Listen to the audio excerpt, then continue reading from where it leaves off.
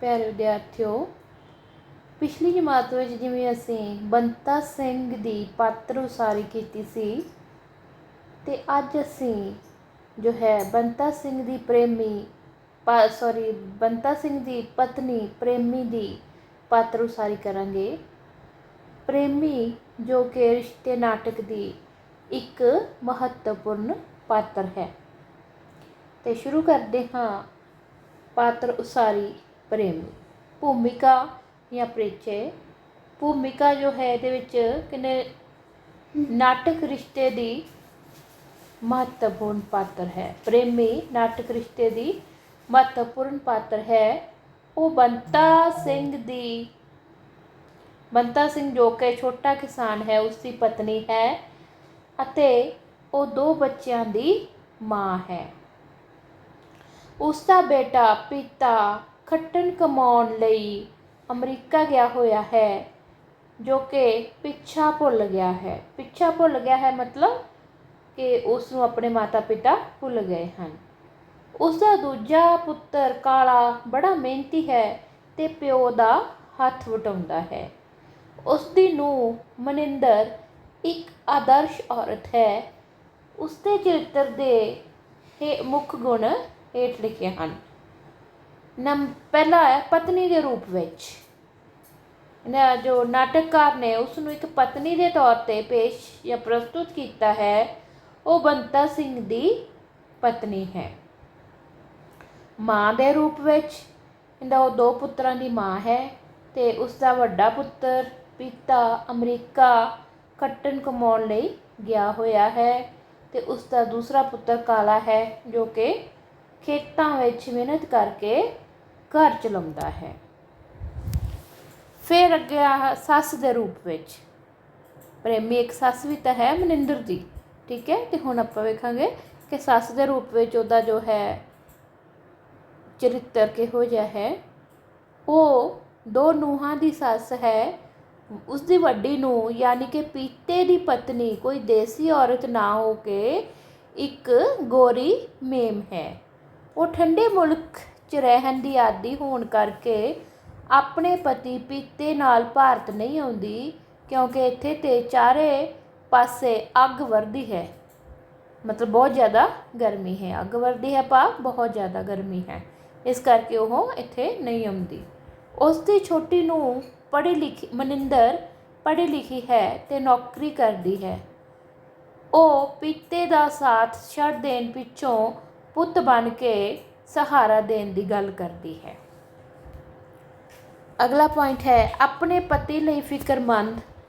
बंता सिंह एकदम अब्बड़वाहे हो के जाग पैंदा है अते मंजे ते बैठा वाहिगुरू वाहिगुरू करदा है। उन्हां नूं तड़कसार देख के जागदे देख के वो फिक्रमंद हो जाती है अते कहती है कि उसने कोई भैड़ा सुपना तो नहीं देख लिया जां जो उसकी हालत ये हो गई है। मतलब कि अपने पति के लिए भी बहुत चिंता करती है, बहुत फिक्रमंद है। तो जदों उसनूं इस तरह उठिया देखती है तो फिर उसनूं कहती है कि उसनूं पाठ करके सोना चाहिए है। वाहिगुरू ते टेक रखण वाली। टेक मतलब विश्वास रखण वाली, आसरा लैण वाली परमात्मा का। वो वाहिगुरू ते टेक रखण वाली औरत है। वो बंता सिंह नूं कहती है कि उसने कितनी बारी कहा कि सौण तो पहला कीर्तन सोले का पाठ कर लिया करो। इस नाल मन नूं शांति मिलती है अते भैड़ियां रूहां नेड़े नहीं आउंदियां। ते वो अपने पति नूं इस मामले विच पोस्ती भी कह दिंदी है। पोस्ती मतलब जो नशे खांदा है, पोस्त खांदा है। पति नाल नोक झोक करन वाली। वो अपने पति नाल नोक झोक करन तो भी पीछे नहीं हटदी। वो अपने पति नूं कहती है कि अज वो बड़ा दयालू हो गए हैं ते उस प्रति बड़ा मोह दिखा रहे हैं।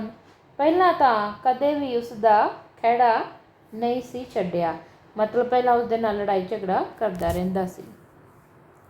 मेहने सहन वाली। वो अक्सर अपने पति दे ताने मेहने सहन कर लैंदी है ਅਕਸਰ ਉਸਦਾ ਪਤੀ ਉਸਨੂੰ ਨਿਕੰਮੀ ਔਲਾਦ ਜੰਮਣ ਦੇ ਤਾਣੇ ਮਾਰਦਾ ਰਹਿੰਦਾ ਸੀ, ਪਰ ਉਹ ਸਭ ਕੁਝ ਸਹਿਣ ਕਰ ਜਾਂਦੀ ਸੀ। ਅਗਲਾ ਹੈ ਪੁੱਤਰ ਦੇ ਆਉਣ ਦਾ ਬੇਸਬਰੀ ਨਾਲ ਉਡੀਕ ਕਰਨ ਵਾਲੀ। ਉਹ ਆਪਣੇ ਪੁੱਤਰ ਪੀਤੇ ਦੇ ਵਿਦੇਸ਼ੋਂ ਪਰਤਣ ਦਾ ਬੜੀ ਬੇਸਬਰੀ ਨਾਲ ਉਡੀਕ ਕਰਦੀ ਹੈ ਅਤੇ ਉਸ ਦੀ 25 ਸਾਲ ਉਡੀਕ ਕੀਤੀ ਹੈ। ਉਹ ਬਨੇਰੇ 'ਤੇ ਕਾਂ ਦੇ ਬੋਲਣ, ਰੋਟੀ ਦੀ ਬੁਰਕੀ ਮੂੰਹ ਵਿੱਚੋਂ ਡਿੱਗਣ ਅਤੇ ਚੁੱਲ੍ਹੇ ਵਿੱਚ ਪੇੜਾ ਡਿੱਗਣ ਦੇ ਚਿੰਨ੍ਹਾਂ ਰਾਹੀਂ ਪੁੱਤਰ ਦੇ ਆਉਣ ਦਾ ਭਰਮ ਪਾਲਦੀ ਹੈ।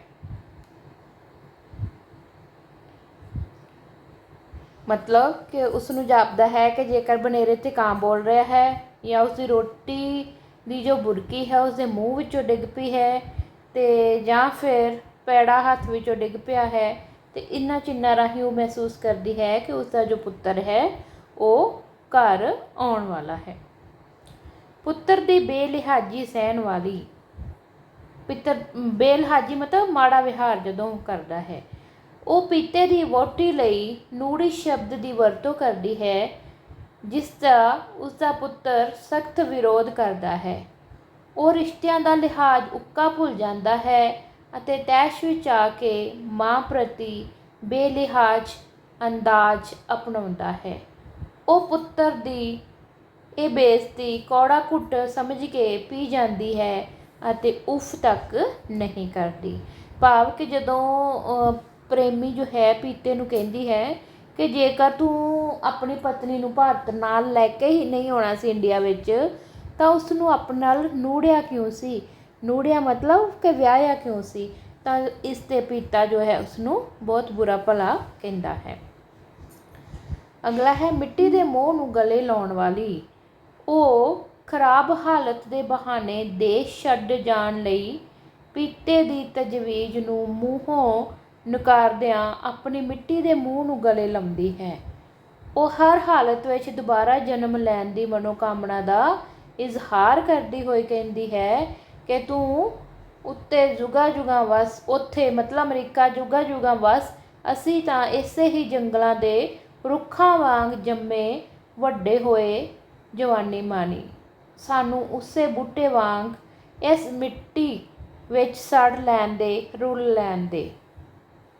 ਹੋ ਸਕਦਾ ਹੈ ਅਗਲੇ ਜਨਮ ਵਿੱਚ ਜਿਵੇਂ ਸਦੀਆਂ ਬਾਅਦ ਵੀ ਪੱਥਰ ਵਿੱਚੋਂ ਕੋਈ ਉੱਗ ਪੈਂਦਾ ਹੈ, ਅਸੀਂ ਵੀ ਫਿਰ ਇਸ ਮਿੱਟੀ ਵਿੱਚ ਜੰਮ ਪਈਏ। ਸਾਨੂੰ ਆਪਣੀ ਮਿੱਟੀ ਦਾ ਮੋਹ ਹੈ, ਸਾਨੂੰ ਮਿੱਟੀ ਜੋਗਾ ਰਹਿਣ ਦੇ।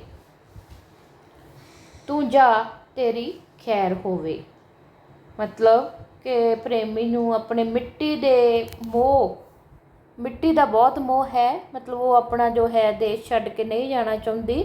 ਜਦੋਂ ਪੀਤਾ ਉਹਨਾਂ ਨੂੰ ਕਹਿੰਦਾ ਹੈ ਕਿ ਉਹ ਉਸ ਦੇ ਨਾਲ ਚੱਲੇ, ਪਰ ਉਹ ਕਹਿੰਦੀ ਹੈ ਕਿ ਨਹੀਂ, ਅਸੀਂ ਇਸੇ ਹੀ ਧਰਤੀ 'ਤੇ ਜੰਮੇ ਪਲੇ ਹਾਂ ਅਤੇ ਅਸੀਂ ਇੱਥੇ ਹੀ ਰਹਿਣਾ ਹੈ।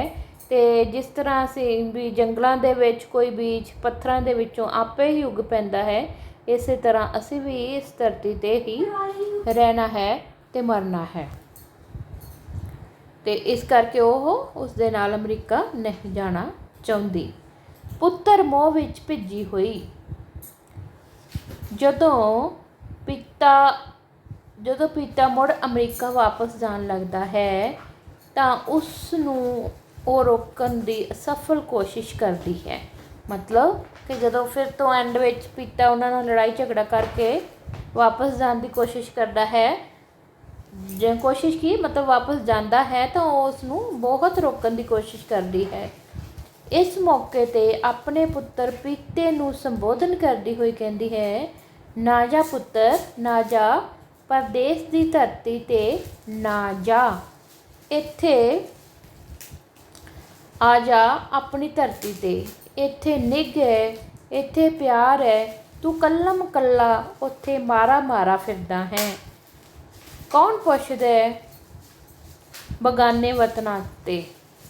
ਇੱਥੇ ਕਿਸੇ ਦੇ ਘਰ ਅੱਗ ਲੱਗ ਗਈ ਤਾਂ ਗੁਆਂਢੀ ਬੁਝਾਉਣ ਆ ਜਾਂਦੇ ਨੇ। ਉੱਥੇ ਕੌਣ ਹੈ ਤੇਰਾ ਇਕੱਲੇ ਘਾਰੇ ਦਾ। ਜਦ ਤੇਰੀਆਂ ਅੱਖਾਂ ਖੁੱਲ੍ਹਣਗੀਆਂ ਤਾਂ ਫਿਰ ਪਰਤੇਗਾ, ਪਰ ਉਸ ਵੇਲੇ ਕਵੇਲਾ ਹੋ ਗਿਆ ਹੋਵੇਗਾ। ਤੂੰ ਇੱਥੇ ਹੀ ਰਹਿ ਕੇ ਕੰਮ ਕਰ ਪੁੱਤ, ਇੱਥੇ ਹੀ ਭਾਗ ਲੱਗ ਜਾਣਗੇ ਅਤੇ ਇਹੀ ਅਮਰੀਕਾ ਬਣ ਜਾਊਗਾ। ਇਸ ਤਰ੍ਹਾਂ ਜੋ ਪ੍ਰੇਮੀ ਹੈ ਉਹ ਆਪਣੇ ਪੁੱਤਰ ਨੂੰ ਜਾਣ ਤੋਂ ਰੋਕਦੀ ਹੈ ਕਿ ਉਹ ਆਪਣੇ ਹੀ ਦੇਸ਼ ਵਿੱਚ ਰਹਿ ਕੇ ਕੋਈ ਕੰਮ ਕਾਰ ਕਰ ਲਵੇ, ਕਿਉਂਕਿ ਉੱਥੇ ਉਹ ਬਿਲਕੁਲ ਇਕੱਲਾ ਹੈ ਅਤੇ ਉੱਥੇ ਇੱਕ ਦੂਜੇ ਦੀ ਸਹਾਇਤਾ ਕਰਨ ਲਈ ਕੋਈ ਨਹੀਂ ਆਉਂਦਾ। ਅਤੇ ਕਹਿੰਦੀ ਹੈ ਕਿ ਜੇਕਰ ਤੂੰ ਇੱਥੇ ਆ ਜਾਏਗਾ ਤਾਂ ਵਧੀਆ ਹੈ, ਪਰ ਜੇਕਰ ਤੂੰ ਬਹੁਤ ਦੇਰ ਬਾਅਦ ਆਏਗਾ ਤਾਂ ਉਸ ਦਾ ਕੋਈ ਫਾਇਦਾ ਨਹੀਂ ਹੋਏਗਾ। ਭਾਵ ਉਹ ਪੁੱਤਰ ਦੇ ਮੋਹ ਵਿੱਚ ਪੂਰੀ ਤਰ੍ਹਾਂ ਭਿੱਜੀ ਹੋਈ ਹੈ, ਮਤਲਬ ਕਿ ਉਹ ਚਾਹੁੰਦੀ ਹੈ ਕਿ ਉਸ ਦਾ ਪੁੱਤਰ ਉਸਦੇ ਕੋਲ ਹੀ ਰਵੇ ਅਤੇ ਬਾਹਰ ਵਾਪਸ ਨਾ ਜਾਵੇ। ਅਤੇ ਇਹ ਸੀ ਸਾਰੇ ਉਸਦੇ ਪਾਤਰ ਉਸਾਰੀ, ਉਸਦੇ ਜੋ ਹਨ ਚਰਿੱਤਰ ਦੇ ਮੁੱਖ ਗੁਣ ਹਨ। ਇਹਨਾਂ ਨੂੰ ਹੁਣ ਤੁਸੀਂ ਸਾਰਿਆਂ ਨੂੰ ਜਿੰਨੇ ਵੀ ਹੈਡਿੰਗ ਮੈਂ ਦਿੱਤੇ ਹਨ ਇਹ ਸਾਰੇ ਪ੍ਰੇਮੀ ਦੇ ਜੋ ਹਨ ਨੋਟ ਕਰ ਲੈਣੇ ਹਨ। ਪਹਿਲਾ ਨੰਬਰ ਪਤਨੀ ਦੇ ਰੂਪ ਵਿੱਚ, ਦੂਸਰਾ ਨੰਬਰ ਮਾਂ ਦੇ ਰੂਪ ਵਿੱਚ, ਤੀਸਰਾ ਨੰਬਰ ਜੋ ਹੈ ਪਤਨੀ ਦੇ ਰੂਪ ਵਿੱਚ, ਫਿਰ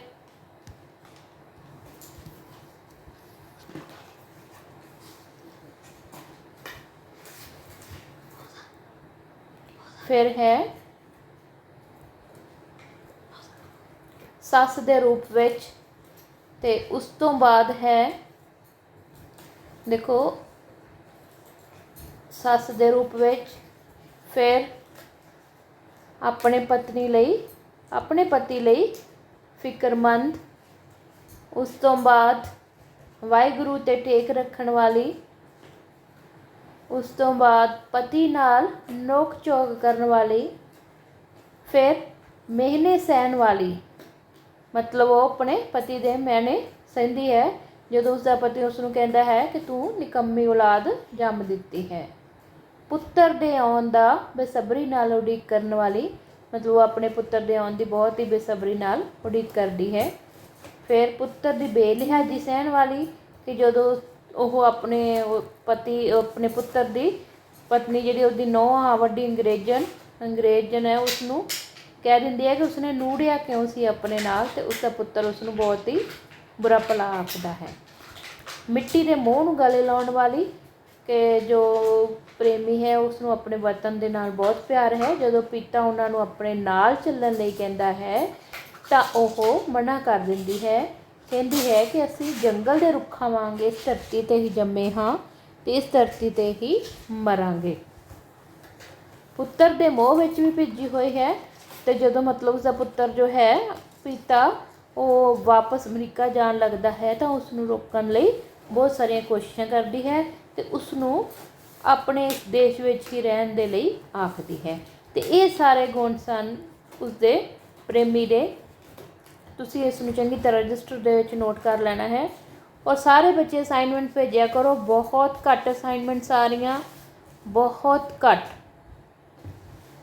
ਇਸ ਕਰਕੇ ਇਹ ਉਸ ਤੋਂ ਬਾਅਦ ਤੁਹਾਨੂੰ ਜਦੋਂ ਸਕੂਲ ਖੁੱਲ੍ਹ ਗਏ ਇਹ ਸਾਰੇ ਨੋਟਬੁੱਕ ਤੁਹਾਡੀ ਚੈੱਕ ਹੋਣੀ ਆ, ਔਰ ਸਾਰਾ ਕੰਮ ਜੋ ਹੈ ਕਾਪੀ ਦੇ ਵਿੱਚ ਕੀਤਾ ਹੋਣਾ ਚਾਹੀਦਾ ਹੈ। ਇਸ ਨੂੰ ਵੀ ਹੁਣ ਤੁਸੀਂ ਨੋਟ ਕਰ ਲੈਣਾ ਹੈ। ਧੰਨਵਾਦ।